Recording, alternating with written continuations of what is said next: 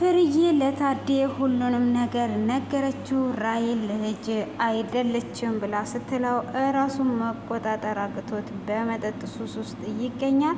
ሰላም ሰላም፣ ውድ ፋሚሊዎቼ ሰላማችሁ ብዝት ይበል።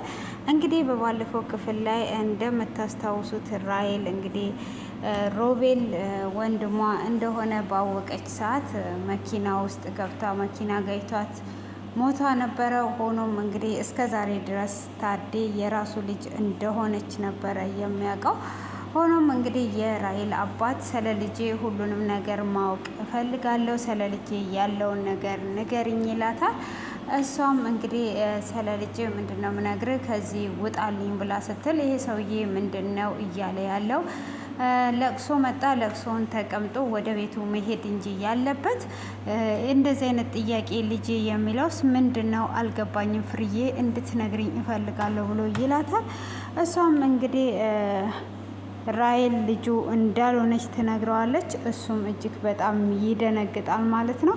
እንዴት ነው ይሄ ነገር የሚሆነው? ይሄ በፍጹም የሚሆን ነገር አይደለም በማለት እንግዲህ ይናገራል ማለት ነው። ያንንም በሚናገርበት ሰዓት እንግዲህ ለምንድን ነው ይሄ ነገር የሚሆነው? ምንስ እየተካሄደ ነው ያለው? በማለት እንግዲህ እጅግ በጣም ይደነግጣል። ሆኖም ያለውን ነገር ትነግረዋለች። እኔ መጀመሪያ አንተን ከማወቄ በፊት የልጅነት ፍቅረኛዬ ነው ብላ ትለዋለች። እሱ እኔ የልጅነት ፍቅረኛሽ አልነበርኩኝም እንዴ ብሎ ሲላት ከአንተ በፊት እሱን አውቀው ነበረ እና ከእሱ ጋር ፍቅረኛሞች ነበረን። ፍቅር አይገባውም፣ ፍቅር የሚገባው ሰው አይደለም ብላ እንግዲህ ትነግረዋለች። እንግዲህ ፍቅር የማይገባው ሰው ከሆነ እንዴት ነው ምን እያልሽኝ ነው ብሎ ሲል ፍቅርም ስለማይገባው ለሱ አርግዤለት ነበረ። እንዳረገዝኩኝ እንግዲህ ልጄን ሆዴ ውስጥ እየገደላት ልጄን ወደ ውስጥ ነው የገደላት፣ መርዝ እስከ መስጠት ድረስ ደርሶ ልጄ ለሱ አትገባውም፣ ልጅ ምንም አይነት ልጅ የለውም ብላ ትለዋለች። እንዴት ነው የምትዩ ነገር ምንም እየገባኝ አይደለም፣ ምን እየተካሄደ ነው ያለው ይላታል። እሷም እንግዲህ ንገሪኝ፣ አሁን ልጅቷ የኔ ናት ወይስ የኔ አይደለችም ብሎ ሲል አንተ ከወዴ ውስጥ ጀምሮ ልጅ እያልክ ነው ያሳደግካ፣ ስለዚህ ያንተ ልጅ ናት። እኔ ለልጄ የምፈልገው እንደዚህ አይነት አባት ነው አንተ ነህ እንጂ እሷ ምንም አባቷ አይደለችም በማለትም ብትመልስለትም እንዴት ነው እንደዚህ የሚካሄደው? በፍጹም አልለቀውም በማለት እንግዲህ ይወጣል ማለት ነው። እሱም ከመውጣቱ በፊት እንግዲህ ራሔልም ይሄንን ነገር እንደምታውቅ ሆኖም እንግዲህ ህይወትም ይህንን ነገር እንደምታውቅና እየሳቃችሁብኝና እያሾፋችሁብኝ ነበር ወይ ብሎ እንግዲህ ታዴ ጭንቅላቱ ጦዟል ማለት ነው። እንግዲህ ራሔል ነፍስ ይማር እያልን ያው ከሞት እንደምትነሳ እርግጠኛ ነን እና ሆኖም እንግዲህ ተከትለው ራሔል ትወጣለች። ራሔልን በምትወጣ ሰዓት ወንድሜ ብላ ስትለው የምን ወንድሜ ነው? ወንድሜ እንድትይኝ አልፈልግም፣ ምንም አይነት ወንድም የለሽም፣ ዞር በይልኝ። ይሄ ሁሉ ነገር እያወቅሽ እንዴት ነው የደበቅሽኝ? እኔ እንደዚህ አይነት እህት ካዲ የለችኝም፣ ክደሽኛል ብሎ ይላታል። እሷም በፍጹም እኔ አልካድኩም፣ ዞር በልልኝ ብላ ትለዋለች። እንግዲህ እሱም ክደሽኛል፣ ከዚህ በላይ መካድ ምን አይነት መካድ ነው ያለው?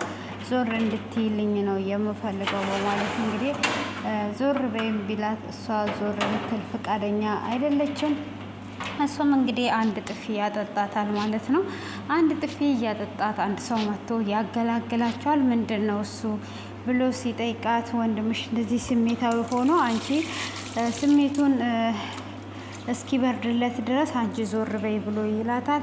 ምንድን ነው የሆነው ብሎ ሲጠይቃትም እንግዲህ ልጁ የመኪና አደጋ ደርሶበት እንደሞተች ትነግረዋለች። እንግዲህ ይሄ ወይ በጣም ያሳዝናል ብሎ ካዘነም በኋላ እንግዲህ ሆኖም ተዩ በቃ ይረጋጋላቸው ተዩ ብሎ ሲላትም በፍጹም ወንድሜን ለብቻው ልተው አልችልም፣ ከወንድሜ ውጪ ማንም የለኝም ብላ ትለዋለች። እሱ ምንም አይሆንም፣ እንደዚህ አንቺ ስትከተዩ ይብስበታል ብሎ ይላታል። እሷም በፍጹም እከተለዋለሁ ብላ ተከትለው ትሄዳለች። ሰውየውም ተከትሏት ይሄድና እንግዲህ ምንድን ነው ብሎ ይጠይቃታል። እሱም ወደ መጠጥ ሲገባ ከሩቀት እከታተለዋለሁ፣ ምን ላይ እንደሚደርስ ምን እንደሚሆን ብላ ትላለች። ከዛ ምን ገጥሞት ነው እንደዚህ ሲል እንግዲህ ልጁ ከሞተችም በላይ ከሞተች በኋላ የእሱ ልጅ እንዳልሆነች ተነገረችው። ለዛ ነው በጣም ያዘነው ብሎ ይላታል። እንግዲህ ሲጠይቃትም ስለ ራሔል ሁሉንም ነገር ትነግረዋለች። እሱም እንግዲህ በጣም ያሳዝናል። ሆኖም በዚህ ሰዓት እሱ እዚህ መሆን አልነበረበትም። እንግዲህ ልጁ እንዳልሆነች ሲነገረው ነው እንደዚህ የሆነውና ወንድሜ ትልቅ ችግር ውስጥ ነው ያለው ብላ ሁሉንም ነገር እንግዲህ ትነግረዋለች። በዛ ላይ ደግሞ እኔ አቅ ነበረ። ሆኖም እንግዲህ ከፍርዬ ሁሉንም ነገር መስማት ስለፈለኩኝ ምንም የነገርኩት ነገር ስላልነበረም በእኔም ተናዶብኛል ብላ ትነግረዋለች። እንግዲህ እሷም እሷን ስታባብል ህይወትም ደግሞ ፍርዬን እያጽናናቻት ነበረ። ፍርዬም እንግዲህ በጣም አዝና ብቻዬን ነው መሆን የሚፈልገው ብላ ብቻዋን እስከመሆን እና የልጄ ክፍል ገብቼ ራሴን ማጽናናት አለብኝ ብላ ትላታለች።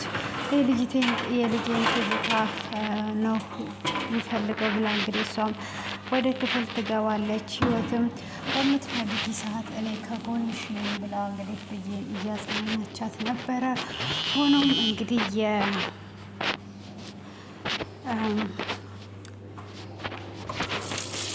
የትዕግስት ገዳይ እንግዲህ ዳጊ እንደሆነ አሁንም ምርመራው እንደቀጠለ ነው ማለት ነው።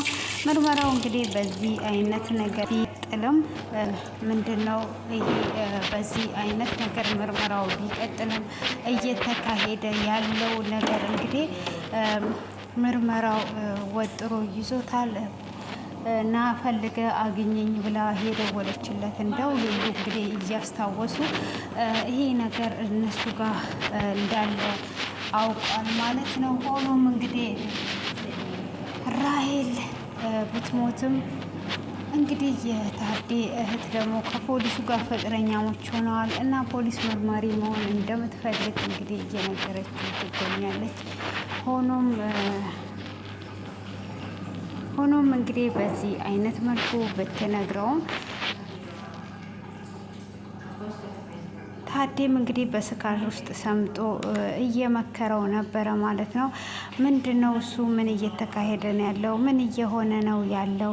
እንዴት እየሆነ ነው ያለው? ወዴት እየተካሄደ ነው ያለው? እያለ እንግዲህ አሁን በዚህ ሰዓት ከጎኗ ነበር መሆን ያለበት። አንተ እንዴት ነው በመጠጥ ሱስ ውስጥ የምትገባው?